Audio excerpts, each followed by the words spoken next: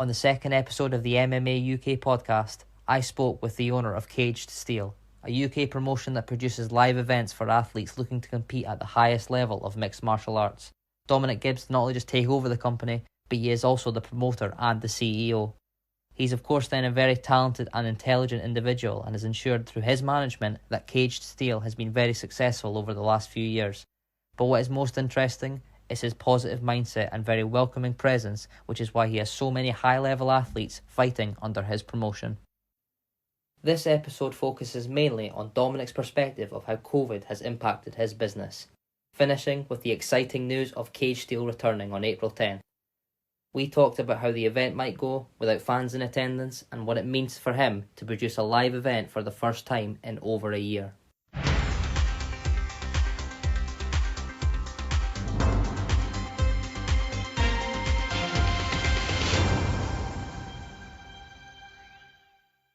Owner, CEO, promoter. Is there anything that you don't do or that you can't do? It seems like that. Running your own businesses, you kind of have to be, what's the term? Is it head cook and chief bottle washer?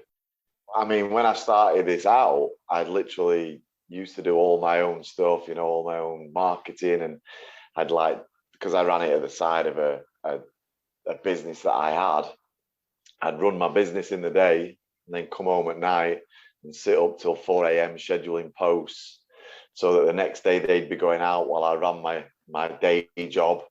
And then as I sold that business off and became more a full-time thing with Caged Steel, and I employed a team. So that kind of freed up my 4 a.m.s. So yeah, you kind of have to do everything. I'm used to doing everything, so it's good. But I have got a team now, and as you know, they obviously book these meetings, book my diary. I've literally handed my diary over, and I just get pop-ups like, "This is what you're doing today." And I just have to just go with it. So it's kind of like they're running me now.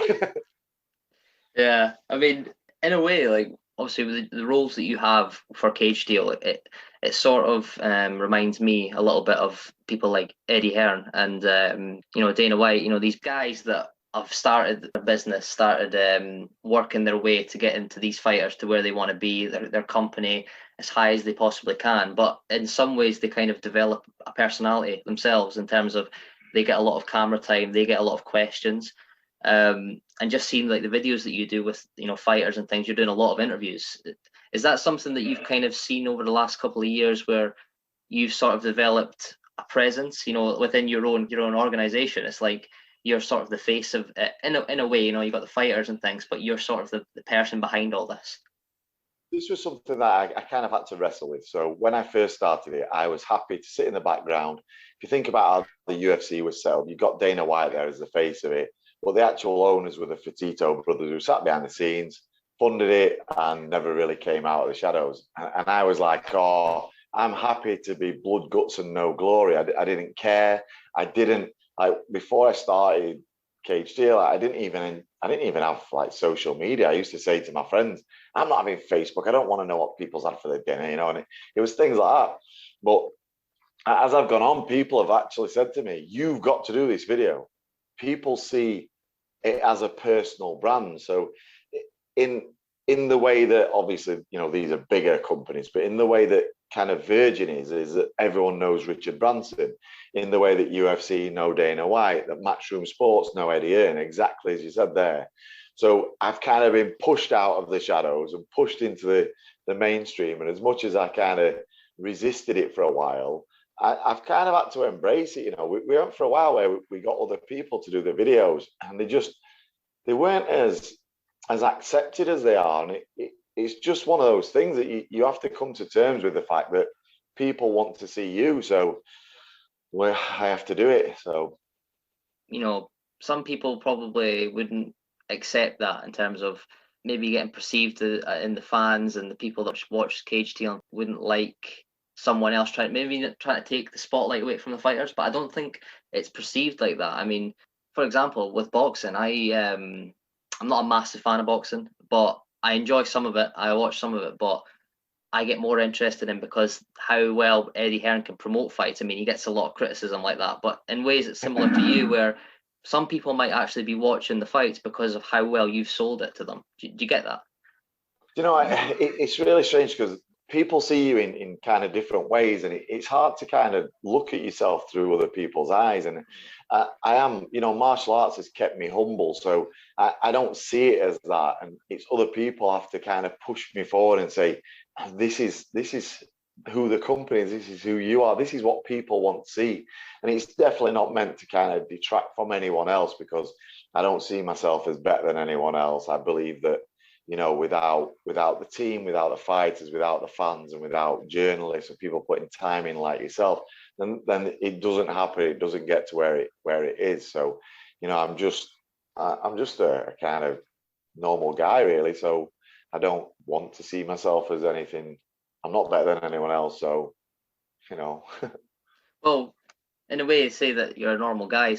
A lot of normal people might have not, did what you did before when, working for the Doncaster Council, that many moons ago now, but somewhat just kind of packing up what you knew and perhaps took a risk on something that you were more passionate about. I mean, looking back now to where the point you are now with Cage Deal and your different businesses and things like that, do you think it was, I imagine you think it was the right decision to sort of move on from what you were doing, perhaps maybe not in the happiest of, aspects in your life, to now where you are? Did you feel like it was the right decision to move on and try something new, take the risk and sort of build your own business? I looked at it like this. So what happened was I started to read books. So I read the phrase that said, state education will give you a living and self-education will give you a life.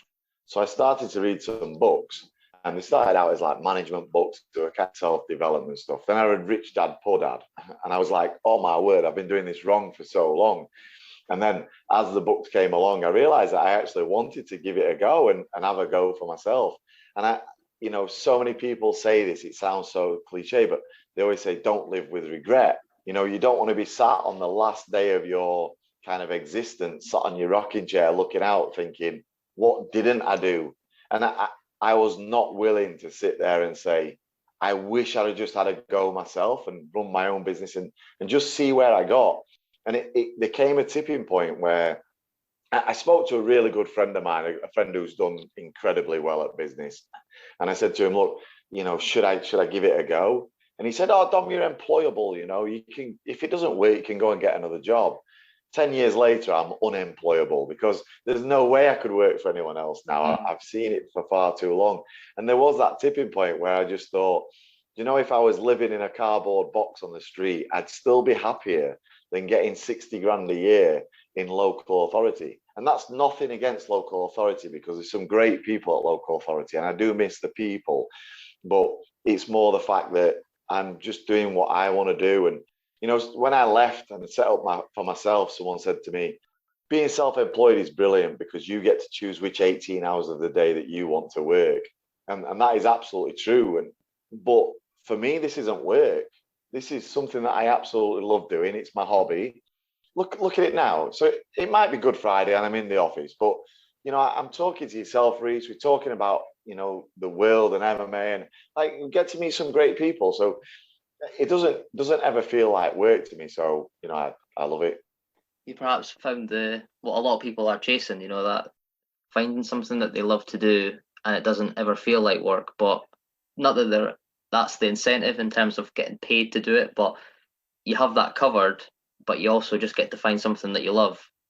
There is a lot of positives surrounding yourself and Cage Steel, and I think MMA in general right now. But if we could take you back to your last event for Cage Steel back March 14th, 2020, perhaps maybe just a week or so after we went into a full lockdown, what was sort of the feelings, if you can remember, around that event?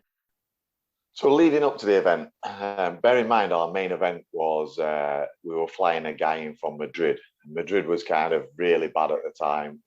One of the only flights that actually took off from Madrid. I think it was the last flight to leave Madrid.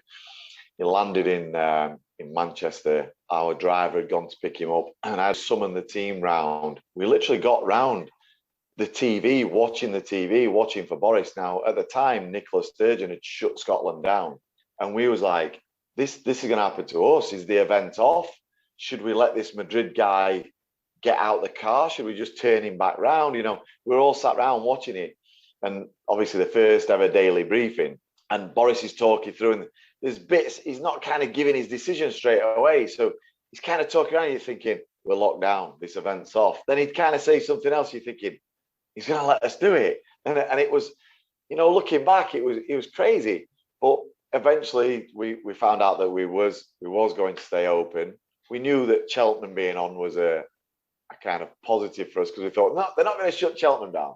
They're not going to do it. So our 2,000 event versus their, is it 10 or 20,000 or something like that?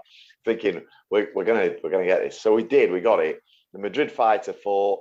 He literally got on a plane, which was the only plane to actually take off from Manchester and land in Madrid. Most of the others were cancelled or they turned round in the air. We got the only flight, and it was a Ryanair flight. Like, everyone's slagging Ryanair, and I'm like, I love them.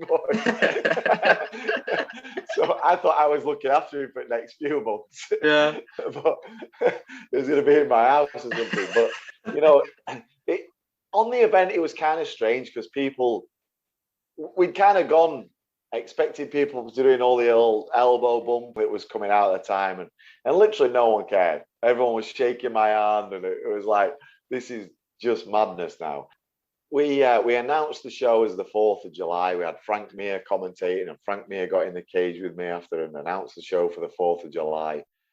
Quickly after that event, we obviously got locked down, and we kind of strategically moved the 4th of July to middle of August, something like that, 15th of August, something like that.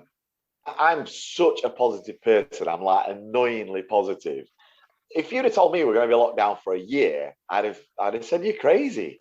But, you know, I really, really expected August show to happen. And it was like, okay, that didn't happen. But December definitely will. I mean, December from March, this is 3 weeks to flatten the curve. Of course, December will happen. Well, okay, but March will happen. March will happen. Like, what? You know, I just can't comprehend how it's gone on for so long. You know, that kind of fall. It's been a year now. In some respect, they always say that the days are long, but the years are short.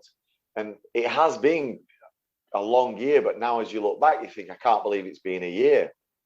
And that's kind of what happens. But every day was, you know, looking at what we'd be able to do. And we looked at pay-per-view throughout the year, whether we could do it. And we just felt like the first time we did it, like the August show, I was like, we're not doing Cage Steel without a crowd, because one of the USPs, one of the things we always shout about is we get a great crowd and the atmosphere is incredible. So unless we've got a crowd, we're not Cage Steel unless we've got the atmosphere.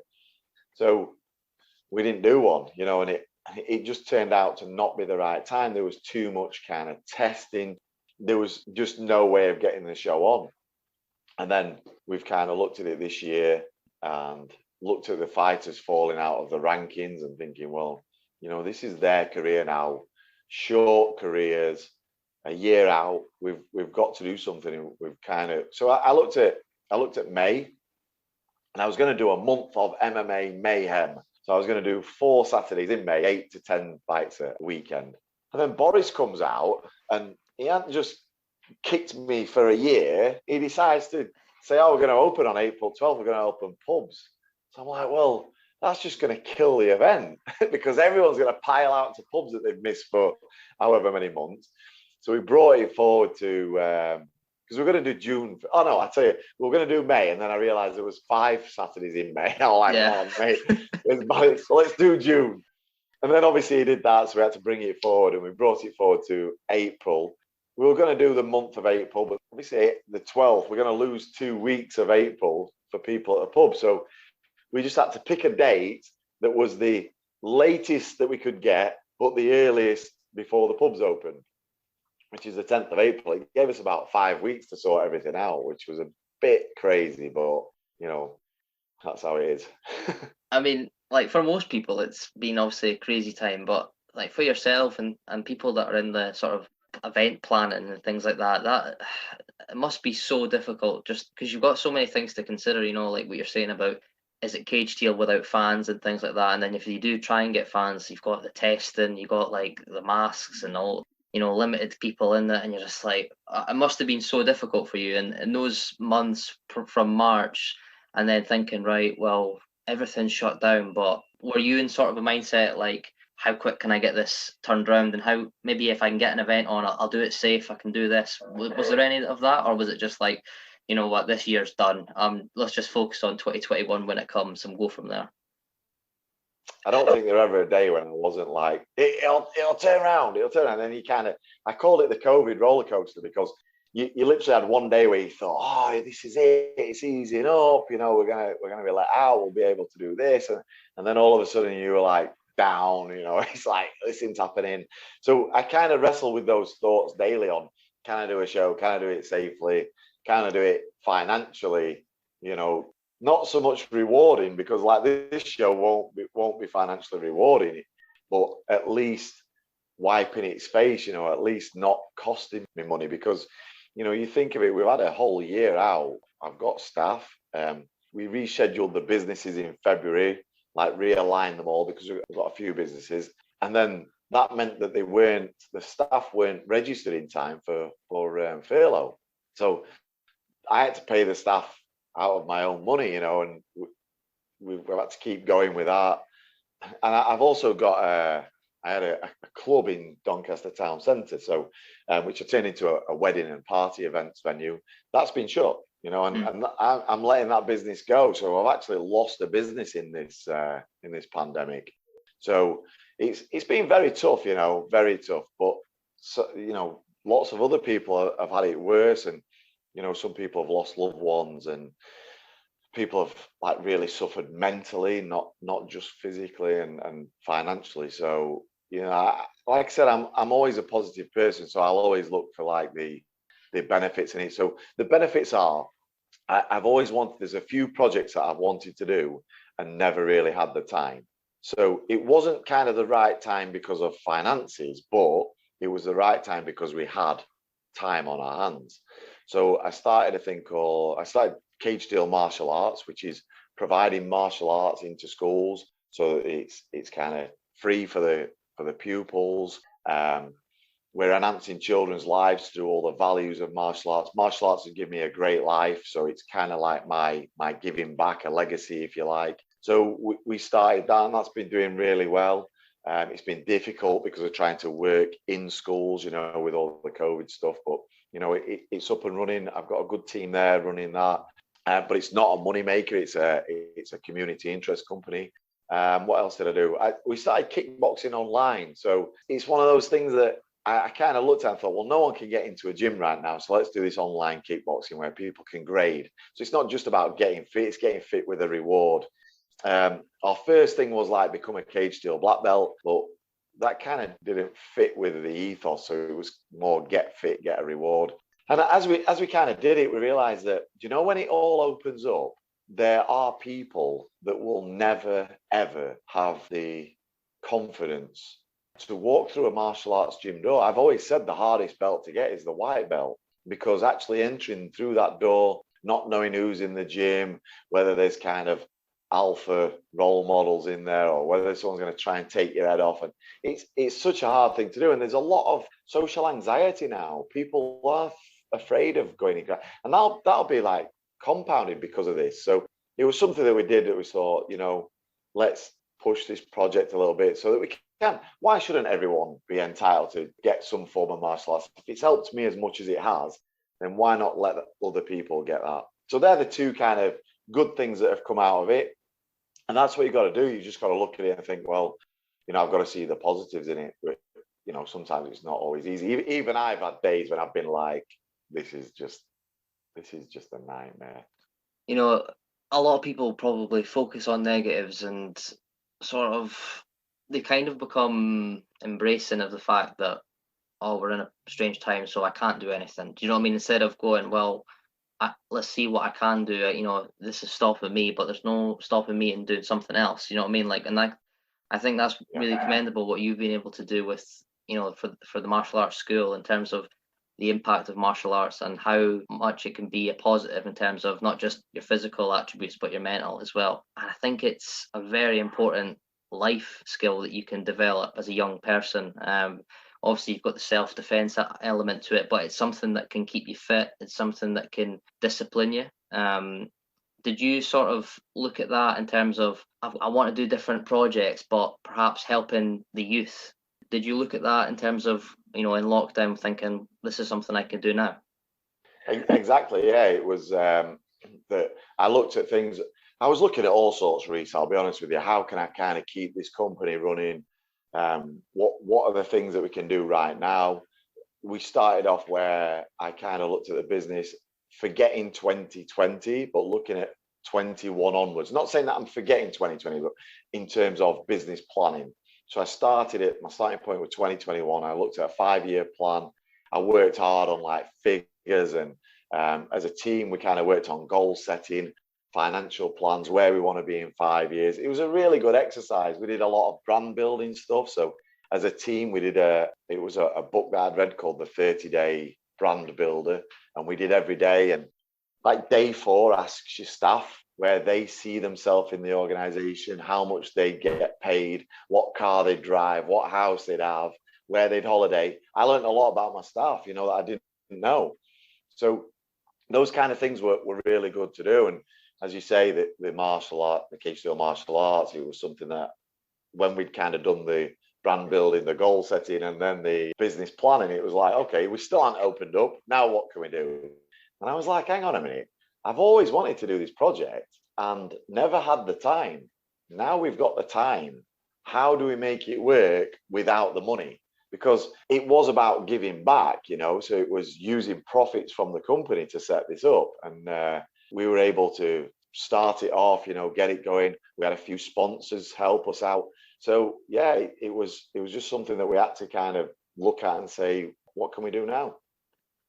I think overall, for a lot of people, it's been a strange year, but in some ways for you, with things that you've been able to do outside of actually putting on events, probably been maybe not all positive, but there has been some positives that you could take from it. And then it's a good segue to get from where you have been in 2020 to now look into 2021 for the April 10th show, your first show back. I mean, it must be really exciting for you just to have something like now that you've planned that it's going to happen on April 10th. But in terms of just little bits of doubt, is there anything that's creeping in? Because obviously this is the first show since March 14th last year. It's been a long time since you've actually been able to plan and produce a show. But is there anything that's sort of lingering where you're thinking, oh, I just hope that this goes okay? Well, the obviously first thing is money. It's we've done this, and who's to say that this is actually going to cover its costs? And the last thing we really need after a year of having no business is to actually burn some more money. But we couldn't kind of focus on that. I mean, that is the doubt. That is will it actually not turn a profit, but will it cover its own financial costs? So that's kind of the big one. We've always had the one with like the council and the police. They've thrown some proper curveballs in this last week. They've been really, really tough to kind of work with, because like the first thing we had back was, well, we don't recommend you do any event right now. It was like, well, I don't care what you recommend. What I'm telling you is we need to get this on, because not just as a company, but as fighters are just stood, and this is what we've got to do. So they've curveballs they've thrown in our temporary event notices, where we contacted them early on, and there's an exemption for combat sports. So it was like, right, you don't need a temporary event notice. You can only put one in, like the least amount of time is 10 days. They came back to us yesterday and said, oh, you need a temporary event notice. It was like, what? So yesterday was everything kind of got stopped, and my team were put onto writing all sorts of plans for temporary event notice. So they're the kind of doubts, that you don't want something to pop up that's going to stop the event. You obviously want it to cover itself in terms of finances. But like I said, I keep seeing the event in my mind. I keep seeing the event finished. happen and finish in my mind, whether that's at night when I do kind of get a little bit of sleep, or whether it's in the day all the time. Even as I'm talking now, I can see the event running, I can see it finished, us completed it. So I believe that where you go in the mind, you go in the body. So I'll keep those running through my mind, and we'll keep positive, and we'll get the event on, and we'll do this. Well, hopefully, yeah. Just if you could take away from the fact that, like, you know, from the promoter, from the owner, from all these aspects that you have to think about, and just look at it. Obviously, the reason you started this is because you're a fan of the sport and that you love the sport, you're passionate about it. In terms of just looking at it from a fan perspective, just how excited are you for this show? And also, do you think this show might be one of the sort of, maybe not the biggest, but in terms of what you've had to go through to get this done, and how much you probably had to plan, how are you looking at this show? Are you looking at it like, this could be one of my favourites in terms of just what I've been able to do amidst all the circumstances? You know what, Reece? I've never kind of looked at it like that, because, like I said, sometimes you don't kind of reflect on things that you're doing. But you know what you say there? As daft as it is, we might get to kind of Sunday morning and think that was my favourite event. You know, it really is as mad as that. We might actually do it. So we've done most of our events in Doncaster. We've done one event at Sheffield Arena. This event will be in a warehouse in Sheffield. So it could be that my favourite two events have happened actually in Sheffield. So not actually in Doncaster, where we're kind of based. But yeah, it's like you say, I don't know, we might get there and say, I love doing that. You know, just to pick up on a thing you said there about not from the fans' point of view, but when you think about it from like the journalist or the media point of view, this is definitely the biggest noise we've ever had made about us. And I just love that the whole community's like thrown their arms around this event. And I'm speaking to yourself today because of things like that. And we've obviously spent so much time speaking to podcasters, bloggers, media or journalism, but they've been absolutely incredible. And I've loved talking to people because I love MMA and I love talking. So what can I not like? I've sat up till 4 a.m. going on American YouTube sites, and it's ace. So it might actually be that, you know, when we do a proper event with a live crowd, I'm like, I hope it's like this. I know it will. I know it'll be the same, because the atmosphere created at the events are just insane. So I know that will come back, but maybe for a while this will be the favorite event, because your brain kind of has this thing of blocking out everything else, and it'll be like the last one you ever did will probably be your favorite for a while. So yeah, it's interesting to think about it like that. Obviously, watching other organisations that have been going on since without fans and things, and you watch them, and a lot of people who work for the promotions, they say really enjoying it without fans. Okay, yeah, we miss the fans because the atmosphere, the feeling that fighters can get from that. There's something to be said right now about having fights on without any fans and being able to hear everything. You know, coaches, you can hear everything the coaches are saying, you can hear what the commentators are saying, and it just brings a new dynamic to things.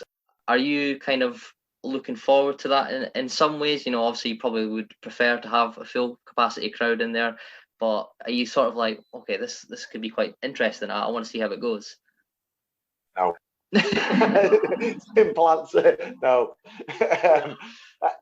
I get what people are saying, where they can hear the punches landing, they can hear the coaches shout, but it's just so weird, like the quiet arenas and stuff like that. And I just think there's no reason why, as an organisation, that we can't kind of look at it and think, well, if people love the shouts from the corners, why don't we mic the corners? You know, why don't we take what we're loving and actually try and put that into the event and make it even better? You know, and I'd kind of not thought about it until you said that then. And now I'm thinking, well, actually, you know, there are some positives that people love. And like you say, you can watch UFC on a weekend and you hear the punches land and you think, wow.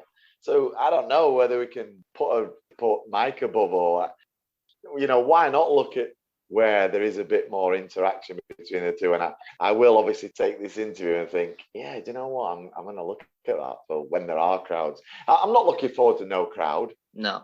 I think it'll be really weird when fighters come in. The fighter said to me the other day, I said about walkout music, and they said, "Oh, are we having any?" I'm like, "Yeah," because wherever I can, I'm going to put some atmosphere into that place, because otherwise it's just going to be so weird, like hearing everything. There's a few things that we've got to get over.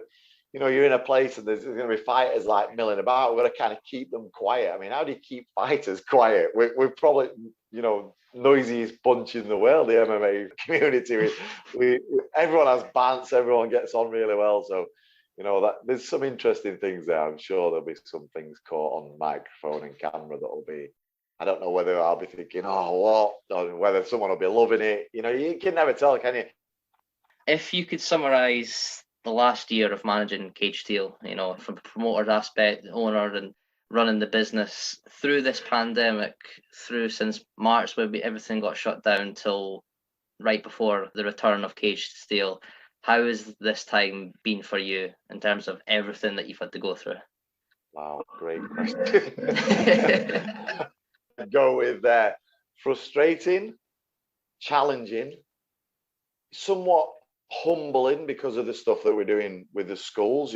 When we got that project going, and after the first, we do like a 6 weeks values thing afterwards. The students write about it and in their own writing put down what they liked, what they didn't like. Sitting down as a team doing those is absolutely incredible. You just feel it is such a humbling experience. So because we've been able to do that, it's humbling. So it's frustrating, it's challenging, it's humbling. It's also exciting because we've been able to look at things that we want to do, the directions we want to take the company. Well, that's as best as I can sum it up, really. It's been a roller coaster. Dominic, thank you so much for all your time. We really appreciate it, and good luck with the next show. Thank you, Reece. Really appreciate it. Cage Steel 25 is exclusively on pay-per-view. To watch, search caged/steel.co.uk and click the link on the homepage to purchase. The return of Cage Steel on April 10th. You don't want to miss it.